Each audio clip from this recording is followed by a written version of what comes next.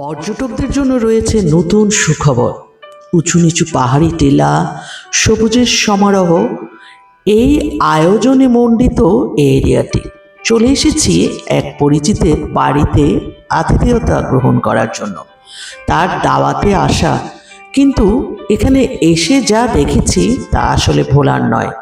আপনাদের সাথে শেয়ার করার জন্য চলে এসেছি এই সিরিজটি নিয়ে। ফেনুয়া চা বাগান দেখা, সাথে গোপালঘাটা দেখা, সাথে রয়েছে সুন্দর এক ক্যাফে। সব নিয়ে থাকছে এই সিরিজের 3টি পর্ব। ব্লগের সম্পূর্ণ উপভোগ করুন এবং ভালো লাগলে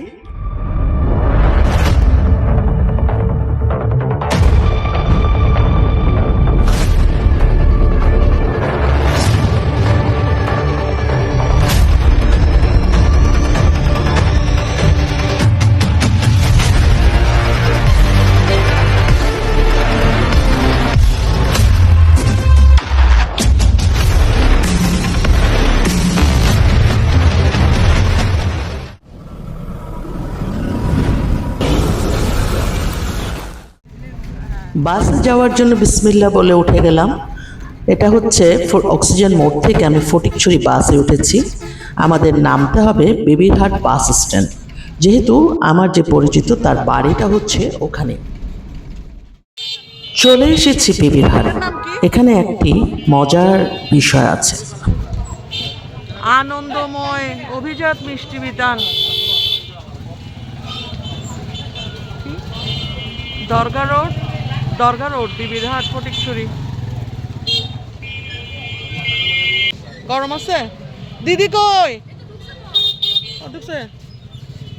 আচ্ছা, আনন্দময় মিষ্টি ভান্ডার অনেক জানতাম।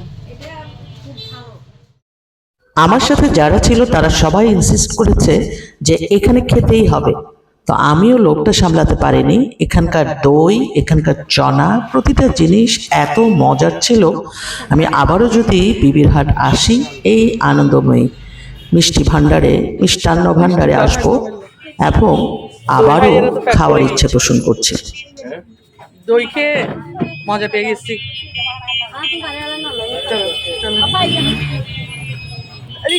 ট্যাক্সি ড্রাইভার দেখুন না, উনি তারপরে খুঁজবে আবার। আমরা পথে এই আলু দেখে লোভ সামলাতে পারলাম না।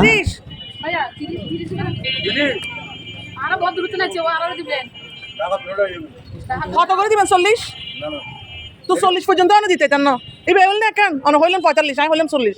এবার মিললে দম ন মিলে, হ্যাঁ অম্মার মা তোর 45 দম। কি রে, এখানে এত এত মিষ্টির দোকান কেন?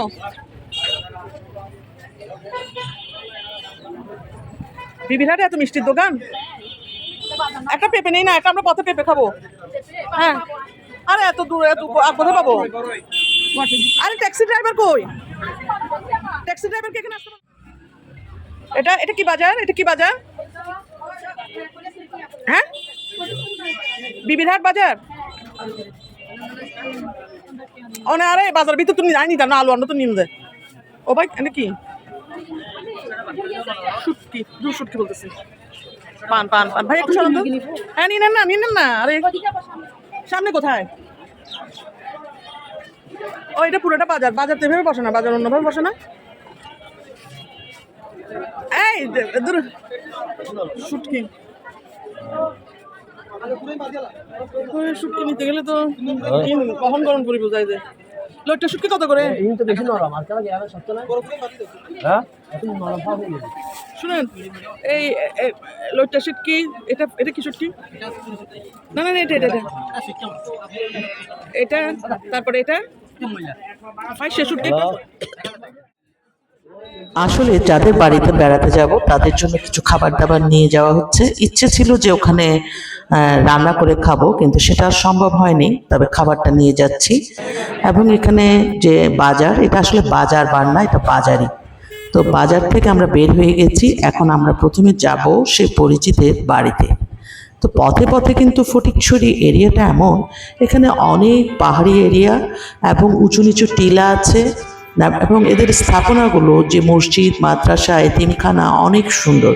বিশেষ করে রাস্তাঘাটগুলো একেবারে আপনার মন প্রাণ জুড়িয়ে দেবে। আর আমরা যে চা বাগান দেখব বাংলাদেশের, এটি অন্যতম সুন্দর একটি চা বাগান। এছাড়া ফটিকছড়িতে রয়েছে প্রায় 19টি চা বাগান। এখানে আপনি প্রতিটি চা বাগান দেখে মুগ্ধ হয়ে যাবেন। এটি ফটিকছড়ি উপজেলার লেলাং এবং কাঞ্চনগড় ইউনিয়নে অবস্থিত। খুব সুন্দর একটি মসজিদ।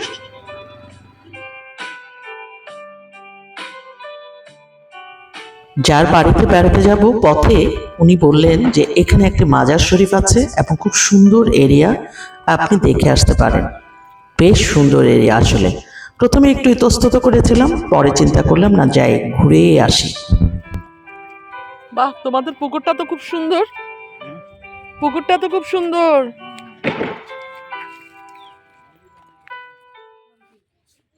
Village and town, village to town BD by Morsheda. বেশি বড় হয়ে গেছে? বেশি বড় হয়নি, ভিলেজ টু টাউন দিলে হবে। হ্যাঁ, মোর্শেদা চিন্তা করবেন, মোর্শেদা। এই মাজারের নাম কি? হাজি বক্স, হজরত হাজি বক্স। হ্যাঁ, হাজি হজরত হাজি বাদশাহ আউলিয়া, হাদি বাদশাহ আউলিয়া। আমরা এসেছি বিবিরহাট না,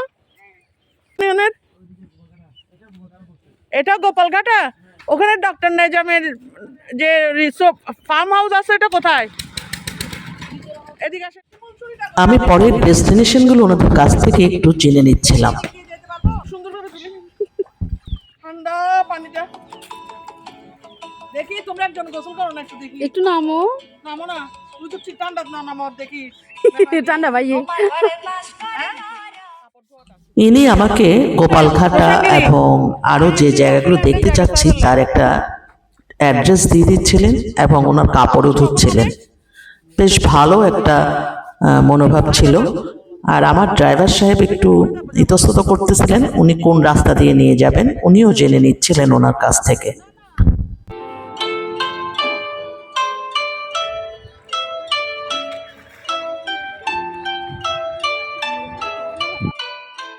অবশেষে আমরা এই এরিয়াটি পর্যবেক্ষণ শেষে বেরিয়ে পড়ছি। যেতে যেতে এখানকার আরও কিছু দৃশ্য দেখা যাচ্ছে, বেশ সুন্দর করে আছে, যেহেতু জায়গাটা খুব পরিচ্ছন্ন এবং বেশ সৌন্দর্যমণ্ডিত, নীরব নিস্তব্ধ, এবং চারপাশে কিন্তু এখানেও পাহাড় আছে।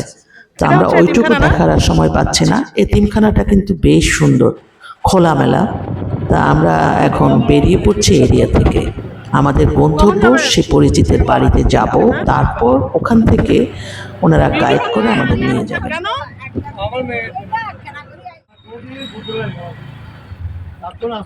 তো এখন আনারা নিয়ে যেতেন না, না ওই ডাক্তার বাড়িতে গেলে তখন দেরি হবে। কলকাতা জাস্ট বাড়িতে গেলে ঘুরিয়ে যাই, কিন্তু দেরি আর বলছেন না।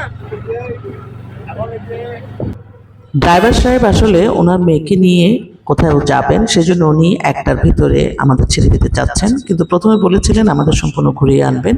আমরা এরিয়া থেকে বের হয়ে গেছি, তো আমরা এখন যাচ্ছি সে পরিচিতের বাড়িতে। তো ড্রাইভার সাহেবকে কনভিন্স করছি, যেহেতু ওনার সাথে কথাবার্তা বলে বেশ ভালোই লাগলো। আপনাকে কিন্তু এই এরিয়াতে আসার পর ট্যাক্সি ভাড়া করতে হবে। ট্যাক্সি ভাড়া ছাড়া বা অটোরিকশা ছাড়া আপনি সেই বাগানটাতে ঘুরে আসতে পারবেন না। তো আমরা একেবারে সে পরিচিতের বাড়ি পর্যন্ত ট্যাক্সিটাকে ভাড়া করে ফেলেছিলাম এবং উনি শেষ পর্যন্ত একেবারে পুরোটাই ছিলেন। ওয়াও, আপনাদেরকে বলেছি যে ফটিকছড়ির রাস্তাগুলো অসাধারণ। আমরা পরিচিতির বাড়ির দোরগোড়ায় চলে এসেছি। দাদা আমরা বেশিক্ষণ বসবো না, জাস্ট একটু দেখা করে যাই গিয়ে, কারণ দেখা না হলে যাইলে জিনিস। হ্যাঁ, এনাদের বাড়িঘরগুলো বেশ মজার, অর্থাৎ সবগুলো মাটির তৈরি ঘর বাড়ি এবং আরও বেশি সুন্দর ভেতরের এনভায়রনমেন্টটি। কারণ আমাদের ইট দালানের যেগুলো সেগুলো কেমন একটা অপরিচ্ছন্ন থাকে, কিন্তু মাটিরগুলো দেখতেই মনটা কেমন প্রশান্তিতে ভরে যায়। যেমন এদের যে জানলা দিয়ে বাইরের যে মাটির ঘর দেখা যায়, সেটার সৌন্দর্য আসলে অন্যরকম। তো তা আমার খুব ইচ্ছে ছিল যে আমার গ্রামে আমি এরকম একটা মাটির ঘর বানাবো, কিন্তু মাটির ঘর বানাতে হলে যে মাটির যে সমস্যাটা সেটা অনেকে করতে চায় না। এখানে কিন্তু এই যে চা পাতা শুকাতে দিয়েছে ওরা, এগুলো শুকিয়ে তারা চা খাওয়ার জন্য প্রস্তুতি নিচ্ছে। তা এ ফাঁকে আমরা বাড়ির ভিতরের দিকে যাচ্ছি, এটা সামনের এরিয়া। আচ্ছা, আপনি অসুস্থ? কি অসুখ আপনার? জ্বর?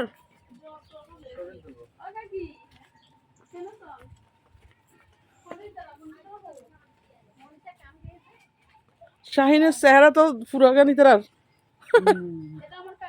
আসসালামু আলাইকুম, ভালো আছেন? আছি তো। দেখি এটা আমাদের টিচার। আমাকে ও আপনাদের বাড়ি দেখাবে করে আসছি। এই না, এই চেয়ার লান তো। না, চেয়ার দিয়ে আজকে বসবো না, কারণ বসলে আমি আর পুরো জায়গা দেখতে পারবো না। একটু স্লাইড বসুন না তো। বেশি বসা যাবে না শাহিন, তুই আবার আইয়ের বসু। এটা হলো আপা এই বিয়ে। কখন বিয়ে? আগামী মাসে? হ্যাঁ।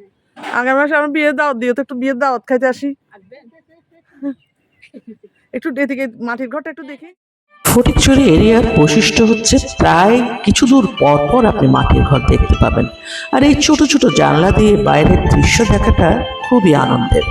তো ওনাদের ঘরে আমি অবশ্য পারমিশন নিয়ে ঢুকেছিলাম, ওনারা তো খুব আনন্দিত আমি ঢুকছি বলে। যাই হোক, এটা হচ্ছে আমার পরিচিতের চাচি।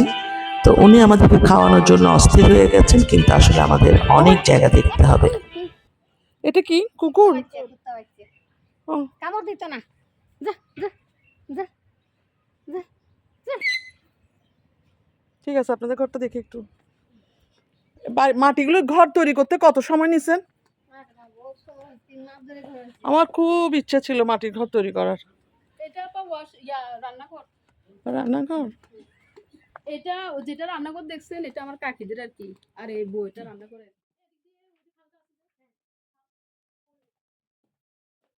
ভিতরে আর রুম আছে না?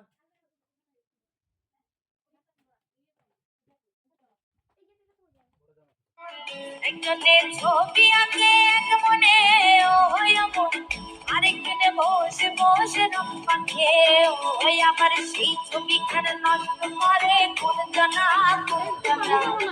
তোমার ঘরে বসত করে কয়জনা জানো না, তোমার ঘরে বসত করে কয়জনা, তোমার ঘরে বাস করে কারা হয় মন সামনা। ওই ভদ্রলোক আমাদেরকে আবার নিয়ে যাবে না। এটা কি গাছ দাদি? দিদি এটা গাছ? আম গাছ? আসো আসো আসো, চলো চলো চলো, এই চলেন। ও মারা নাফা এক্সট্রা নাতে নাই, আমি গ্যাস্ট্রিকের ওষুধ নিয়ে এসেছি, ফটো তো নিয়ে ফেলাইম দেরি না, আমি এরকম নিয়ে ফেলাইম। ওমা অনেক এবার নন। হ্যাঁ, এই ভদ্রলোক ইনি আমাদেরকে বাগান দেখাতে নিয়ে যাবেন, এবং পরিচিত ছাড়া কিন্তু আপনি এরিয়াটা করতে পারবেন না। তো আমরা সেটা দেখার জন্য বেরিয়ে পড়ছি। ওখানে খাওয়া দাওয়া আর করা হলো না, কারণ এটা অনেকটা সময় চলে গিয়েছে আমাদের। তো ফাইনালি ট্যাক্সি ভাই ওখানে দাঁড়িয়ে আছে। ট্যাক্সি থাকাটা কিন্তু খুবই জরুরি, না হয় এই এরিয়াগুলো হেঁটে আসতে হলে আপনার দিন রাত সব একাকার হয়ে যাবে। তো আমি খুব দ্রুত সময়ের সাথে তাল মিলিয়ে যাওয়ার চেষ্টা করছিলাম। আমার দেখার ইচ্ছা ফেনুয়া চা বাগান। আমরা মেইন রাস্তা দিয়ে না গিয়ে বাড়ির ভিতর থেকে বাড়ি ঘুরে তারপর যাচ্ছি চা বাগানের দিকে, যে এটা আরো অনেক সহজ পথ। তো যিনি আমার পরিচিত উনি আমাদেরকে নিয়ে যাচ্ছেন। এই যে শুরু হয়ে গেল চা বাগানের টিলাগুলো। মেডিকেল।